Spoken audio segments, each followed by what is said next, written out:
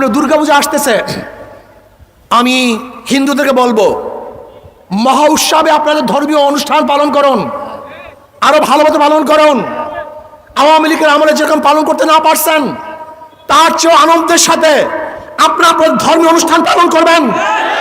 যদি প্রয়োজন হয় আমরা আপনাদেরকে ছায়ার মতো রাখবো, আপনাদেরকে আমরা সাহায্য করব, সহযোগিতা করব। কোনো অবস্থাতেই মুসলমান কোনো ধর্মীয় প্রতিষ্ঠানের উপরে, কোনো মন্দিরের উপরে আক্রমণ করতে পারে না।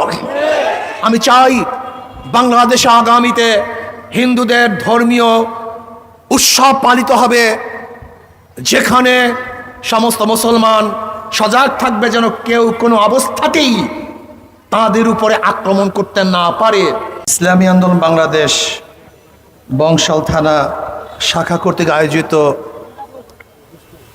আজকের এই গণসমাবেশের সম্মানিত সভাপতি, জাতির শ্রেষ্ঠ সন্তান, শ্রদ্ধাভাজন ওলামায়ে কেরাম, সর্বস্তরের জনগণ ভাইয়ার আমার, যেই মাঠে আমরা আছি এই মাঠের নাম জানি কি? পাকিস্তান মাঠ, এখন বাংলাদেশ মাঠ। আসলে যেখানে দাঁড়িয়ে আছেন এই জায়গাটা বর্তমানে 4 বার স্বাধীন হয়েছে। কয়বার স্বাধীন হয়েছে? 4 বার স্বাধীন হয়েছে। আমরা অনেকেই জানি না, এর জন্যই প্রশ্নটা তুলছি আমি। দেখেন, এই দেশটা ছিল একসময় মুসলমানদের। 750 বছর পর্যন্ত মুসলমানরা শাসক ছিল। 1200 বছর বলতে পারেন আপনি, মুসলমানরা শাসক ছিল। কিছু মুনাফিক বেঈমানের কারণে ব্রিটিশ এদেশে শাসন করে নাই, শোষণ করেছে। নির্যাতিত হয়েছিলাম মুসলমানরা। আজকে আমাদের বাচ্চারা জানি না আমরা কিভাবে নির্যাতিত হয়েছিলাম, নিপীড়িত হয়েছিলাম। কত মুসলমান হত্যা হয়েছিল, কত মুসলমান আহত হয়েছিল, কত মুসলমান হিজরাত করতে বাধ্য হয়েছিল, কত মা বিধবা হয়েছিল, কত সন্তান আহত হয়েছিল, কত বাচ্চা এতিম হয়েছিল, আমরা অনেকেই জানি না। 200 বছর পর্যন্ত ব্রিটিশরা মুসলমানদের উপরে এমন নির্যাতন করেছে। শুধু একটা ঘটনা বলি, চাকনি চর থেকে শুরু করে খায়বার পর্যন্ত এমন কোনো গাছ ছিল না যে গাছের মধ্যে একজন মুসলমান না একজন আলেমকে ফাঁসিতে ঝুলানো হয় নাই। এখন মনে করেন কি পরিমাণে আলেমকে হত্যা করা হয়েছে।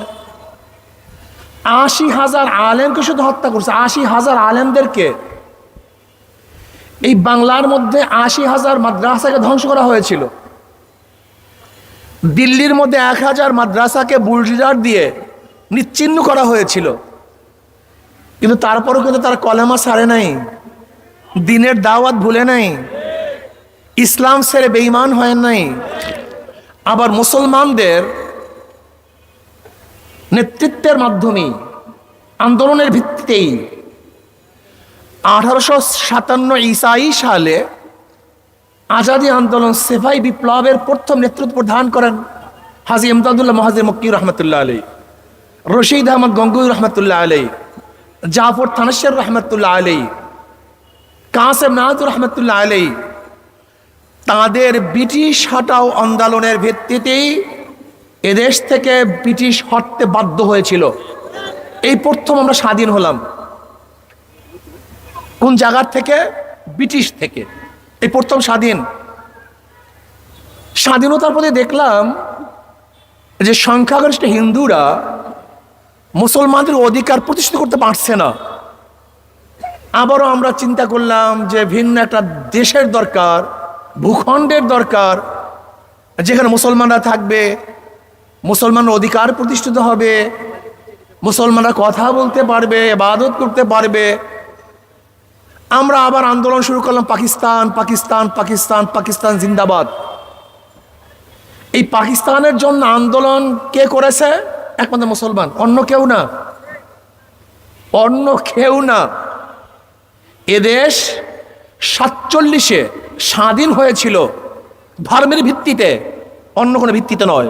এটা মাথার মধ্যে প্রত্যেকটা মুসলমানের রাখতে হবে, প্রত্যেকটা মুসলমানের মাথায় রাখতে হবে। এদেশ স্বাধীন হয়েছিল 47-এ ভৌগোলিক অবস্থানের কারণে নয়, ঋতুর কারণে নয়, ভাষার কারণে নয়।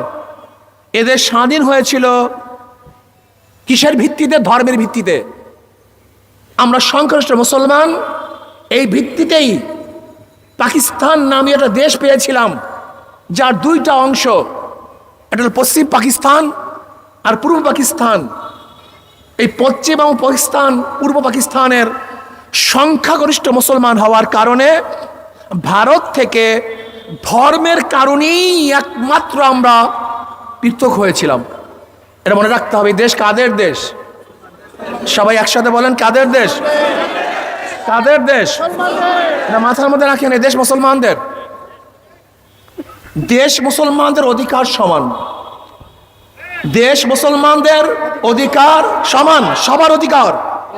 রাস্তা করছি আমি, হাঁটার অধিকার সবার। প্রতিষ্ঠান করেছে আমি, পড়ার অধিকার সবার। যেরকম যেরকম আজকে যে ইউনিভার্সিটি দেখতেছেন, ঢাকা মেডিকেল কলেজ দেখতেছেন, বুয়েট দেখতেছেন, এর প্রতিষ্ঠাতা কে বলেন তো? নওয়াব সলিমুল্লাহ রহমতুল্লাহ আলী। মুসলমানরা জানে না।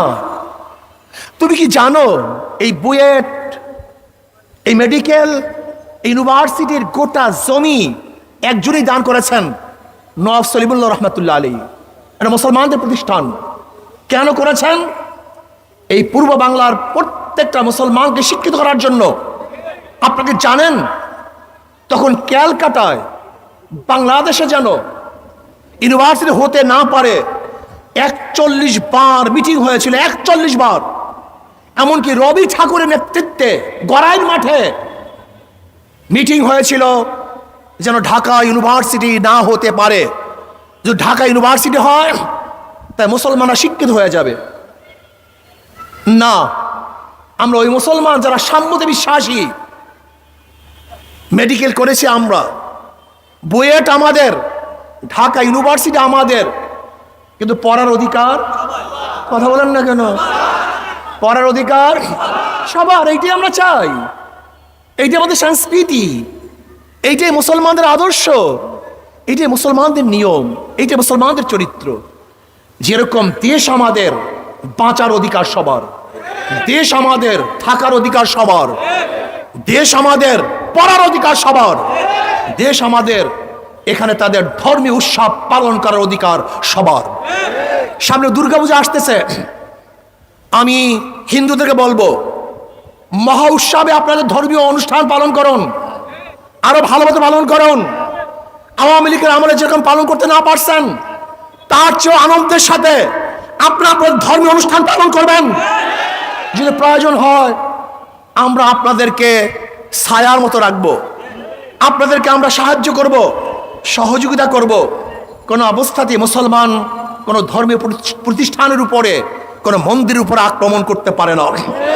আমি চাই বাংলাদেশে আগামীতে হিন্দুদের ধর্মীয় উৎসব পালিত হবে, যেখানে সমস্ত মুসলমান সজাগ থাকবে যেন কেউ কোনো অবস্থাতেই তাদের উপরে আক্রমণ করতে না পারে। কিন্তু মনে রাখতে হবে, ধর্মীয় অনুষ্ঠান হিন্দুদের, উৎসব কিন্তু সবার না। যাদের ধর্ম, যাদের উৎসব, তাদের উৎসব, তাদেরই আনন্দ, অন্য করে এখানে আনন্দ হতে পারে না। এটা মনে রাখতে হবে। আমরা খলত মলত করি, গড়িয়ে ফেলি, এটা ভুল। আমরা কি বলি? ধর্ম যার যার, উৎসব সবার। এটা ভুল মেসেজ, এটা ভুল থিওরি, এটা ভুল দর্শন। ধর্ম যার যার, উৎসব তার তার। ধর্ম যার যার, উৎসব সবার, এটা ভুল। তাহলে কোরবানির সময় হিন্দুরা কেন উৎসবিত হয় না? তার উৎসব কেন পালন করে না? ঈদের সময় হিন্দুরা আমাদের ঈদগাহে কেন নামাজ পড়ার জন্য আসে না? এটা ভুল মেসেজ।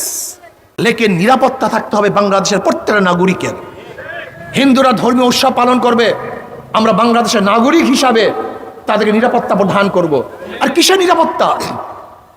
হিন্দুরা আমান, তারা নিরাপদ।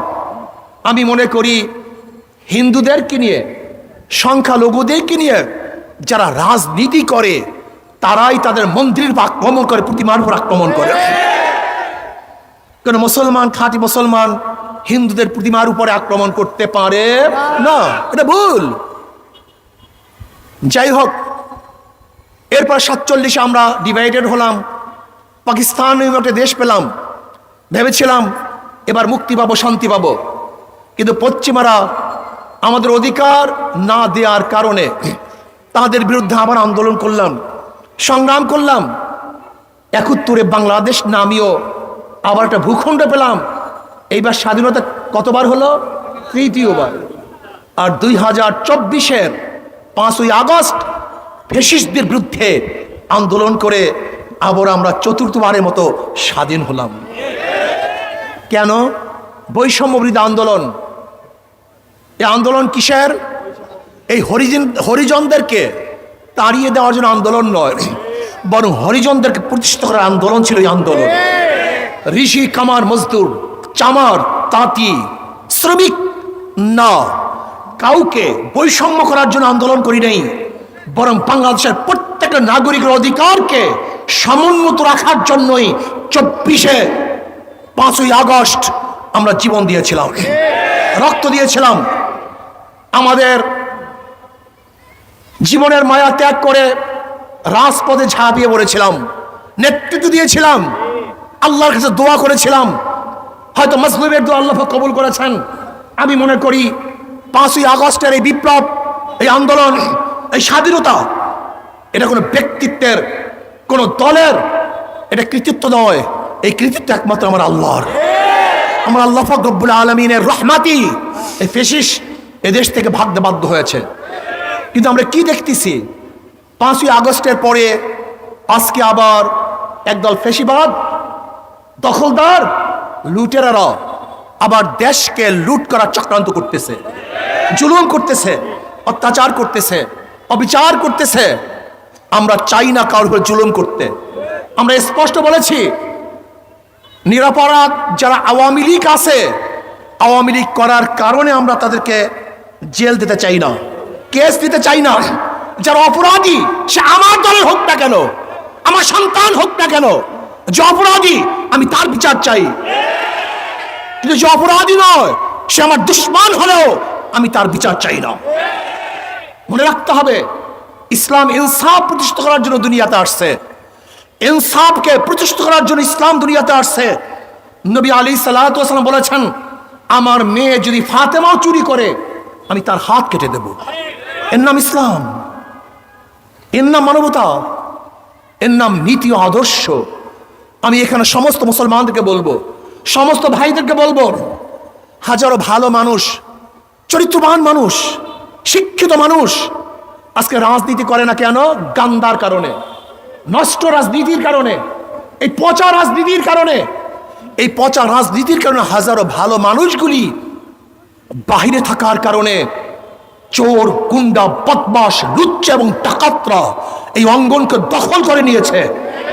আমি অনুরোধ করব, আসুন ঘরে বসা, মসজিদের কোণে বসা, প্রতিষ্ঠানে বসা হাজারো ভালো, ভদ্র, জ্ঞানী, চৌকাশ, দেশপ্রেমিক, মানবতার পক্ষে হাজারো মানুষ যারা আছেন, আপনারা আসুন, আর রাজনীতিতে আসুন। ইসলামী আন্দোলন বাংলাদেশের পতাকা তলে চলে আসুন, এই ছায়া তলে চলে আসুন। আমরা ভালো মানুষগুলি ঐক্য হয়ে এই দেশটাকে ভালো বানাবার চেষ্টা করবে ইনশাআল্লাহ। দুর্নীতি মুক্ত একটা দেশ উপহার দেব, যেখানে জুলুম থাকবে না, অত্যাচার থাকবে না, অবিচার থাকবে না। আমার মা বোনদের ইজ্জত নিরাপদ হবে, যেখানে শ্রমিক, তাঁতি, কুলি, মজদুররা তাদের ন্যায্য অধিকার ফিরে পাবে, যেখানে বৈষম্য থাকবে না, কে মুসলিম, কে হিন্দু, কে খ্রিস্টান, কে বৌদ্ধ সম্মিলিতভাবে এই দেশটাকে গড়ার চেষ্টা করবে ইনশাআল্লাহ। প্রিয় ভাইয়েরা আমার, আজকে দেশ যদি ইসলাম হুকুমাত চলে আসে, আমি বিশ্বাস করি আগামী 5-10 বছরের মধ্যে এদেশের দরিদ্র বলতে কিছু থাকবে না। সমস্ত মানুষ দরিদ্র সীমার উপরে চলে যাবে। আপনি বিশ্বাস করতে পারবেন না, ইসলামী অর্থনীতি অ্যাপ্লাই করলে আগামী 5-10 বছরের মধ্যে এদেশে জাকাত নেওয়ার কোনো মানুষ পাওয়া যাবে না। আপনি কি জানেন এই দেশের অবস্থা নাকি? আপনারা দেখেছেন উন্নয়ন, উন্নয়ন, কিন্তু চুরির উন্নয়ন দেখেন নাই কেউ। কত ডাকাতির উন্নয়ন হয়েছে, কত লুটপাটের উন্নয়ন হয়েছে আপনারা কি জানেন? এখানে যারা আছেন প্রত্যেকের মাথার উপরে 1.5 লক্ষ টাকা ঋণ।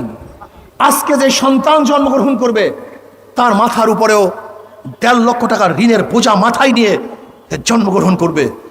14 লক্ষ কোটি টাকা, 14 লক্ষ কোটি টাকা দেশ থেকে পাচার করা হয়েছে, ব্যাংকে লুটপাট করা হয়েছে, চুরি ডাকাতি করে গোটা ব্যাংকে ধ্বংস করা হয়েছে। প্রত্যেকটা প্রকল্প থেকে হাজার হাজার কোটি কোটি টাকা আত্মসাৎ করা হয়েছে। আপনাকে দেখেন নাই আমাদের দেশের এক যুবলীগের লিডার, সে সিঙ্গাপুরের জুয়ার আসরে এক টেবিলে 200 কোটি টাকা হারার পরেও তার চেহারার মধ্যে পরিবর্তন আসে নাই। এদেশ না, আমরা আর চুরি চাই না। এই টাকা কাদের টাকা? সরকারের কোনো টাকার গাছ নাই যে টাকার গাছ থেকে সে টাকা আমদানি করে। সরকারের টাকার গাছ কারা জানেন? এই আপনারা সবাই, এই কৃষক, শ্রমিক, মজদুর, তাঁতি, ঋষি, চামার, আমরা এখানে যারা দাঁড়ানো আছি প্রত্যেকটা মানুষ ভ্যাট এবং ট্যাক্স পে করি। এই যে মাথার মধ্যে টুপি, এর মধ্যে ভ্যাট ট্যাক্স আছে। চশমা পরিধান করছেন, তার মধ্যে ভ্যাট ট্যাক্স আছে। আজকে যেই মাঠের মধ্যে আছেন এখানে আপনার ভ্যাট ট্যাক্স আছে। আপনি যে রাস্তা দিয়ে হাঁটেন সেখানে ভ্যাট ট্যাক্স আপনারই। আজকে যে পানি পান করতেছেন সেই ভ্যাট ট্যাক্স আপনার। আজকে যে বিদ্যুৎ ব্যবহার করতেছেন সেই ভ্যাট ট্যাক্স আপনার। আজকে যে গ্যাস ব্যবহার করতেছেন আপনার ভ্যাট এবং ট্যাক্সের টাকা দিয়ে আপনার উপরে জুলুম এবং অত্যাচার করা হচ্ছে। বারবার কারেন্ট বিল বাড়ছে, বারবার গ্যাস বিল বাড়ছে, বারবার পানির বিল বাড়ছে, বারবার আমাদের ট্যাক্স বাড়ানো হয়েছে। জনগণের কল্যাণের জন্য আমরা কেউ কাজ করি নাই, বরং দল এবং নিজেকে পালনের জন্যই আমরা কাজ করেছি। আসুন, আমি ভদ্রলোকদেরকে বলবো, ভাইদেরকে বলবো, আসুন আমরা সম্মিলিতভাবে একসাথ হয়ে দেশটাকে গড়ি। আর যেই ভদ্র মানুষগুলি আছেন, আদর্শবানেরা আছেন, চরিত্রবানেরা আছেন, আমি দাওয়াত দিচ্ছি, আসুন সব ইসলামী আন্দোলন বাংলাদেশের পতাকাতে ঐক্যবদ্ধ হয়ে আদর্শ ভিত্তিক একটা দেশ গড়ার জন্য আমরা চেষ্টা করব। আল্লাহ আমাকে এবং আমাদের সবাইকে সম্মিলিতভাবে এই দেশ গড়ার তৌফিক দান করেন। আমা আলাইনা ইল্লাল বালাগ। আজকে আমার আরও 2টা প্রোগ্রাম আছে কেরানীগঞ্জ এবং যাত্রাবাড়িতে। আল্লাহ পাক দলে দলে মানুষকে ইসলামের ছায়াতলে আনার তৌফিক দান করেন।